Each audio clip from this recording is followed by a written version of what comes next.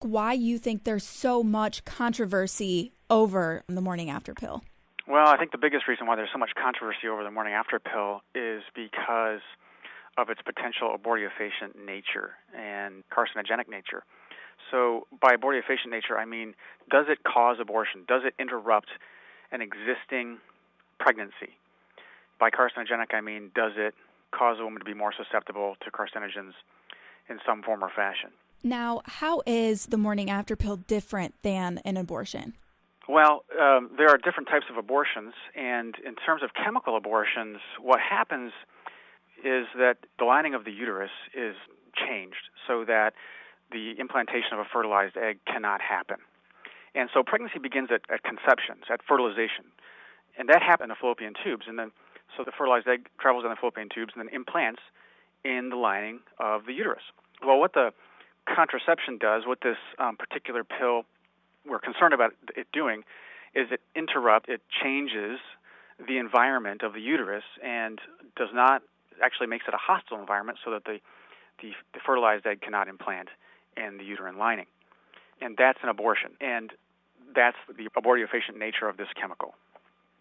Can taking this pill cause any physical harm to the girl taking it? There have been studies, and the National Institute of Health has actually come out and said that it is potentially harmful for the woman, meaning the drug itself, the levonorgestrel, is a synthetic steroid that's being introduced into the body, and it is potentially carcinogenic. That's their statement. And so, yes, if you look at the NIH website, you would see this statement. Now, there's not a lot of studies that say it's perfectly safe, which is what Judge Corman said. Judge Corman, the federal court judge who basically said Plan B levonorgestrel, morning after pill, needs to be sold over the counter to minors, including minors, because it's perfectly safe. Now, he never cited what he was referring to. What study? He never cited a study. There is no study that shows that it's perfectly safe. In fact, there is no such thing as a perfectly safe drug. The concern that we have and that the National Institute of Health has demonstrated is that, number one, the drug is carcinogenic, okay? Number two, it's a 50x dose that would normally be given through, so a weekly or daily pill, okay? 50 times the normal dose. Now, that's 50 times the normal dose for an adult. You're going to give this 50x dose over the counter to a minor, a child, a little girl who's 12 years old, who doesn't have an ID. You're going to give a 50x adult dose to this little girl. Let me tell you, you don't give a 50x adult dose to a child for anything. But you're going to take this little girl and you're going to take her outside of the doctor-patient relationship. You're going to extract the parental oversight. And you're going to say, here, take this hormonal, steroidal, carcinogenic drug that's a 50x adult dose, and you're going to say it's perfectly safe? Have we reached the height of insanity? It boggles the mind. This is totally outside of medical protocol. It makes no sense. You actually mentioned something briefly. By letting younger girls, children even, take the pill, how is this going to change the relationship between them and their parents?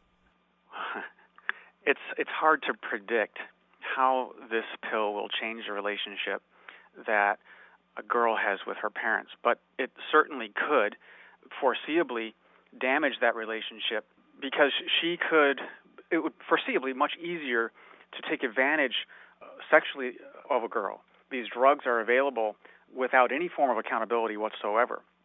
Parents' job is to protect the child and to help her through the process of decision-making. And reproductive health is no different. That's part of the whole human being. If you allow, not just allow, but if you encourage a girl to engage this aspect of her life without parental oversight and wisdom, then, bad things will happen. Right. And then my last question, taking the stance more that the morning after pill is almost or even the same thing as an abortion and could harm you physically as well as, mentally and emotionally. Sure. At what age should it be okay for a girl to take the pill? There is no safe age for a girl to take the morning after pill. This is the danger that we are facing now. Medicine is in crisis because medicine has lost its identity. And so it doesn't know what's right and what's wrong anymore. And so it has to rely on non-medical politicians and judges to force an agenda upon the population, and then medicine must comply. It is tragic that we are even, at this point in our society where we're discussing whether or not giving a carcinogenic steroidal hormone therapy to a little girl is safe or good, or when is it possible that it's right. It's not. It should never have been in the realm of vocabulary for ethical medicine to even consider this reality. But here we are. Medical technology, science has brought us to this point of understanding the human body in such a way that we can manipulate it to our detriment, by the way, and to the detriment of those around us. Now, if we're manipulating the human body for the purpose of attempting a population agenda, to control the population in a certain way or to implement a certain political agenda, then we're going to be, that group of people that holds that agenda is going to want to downplay the risks and side effects associated with this particular drug. And that's exactly what's happening.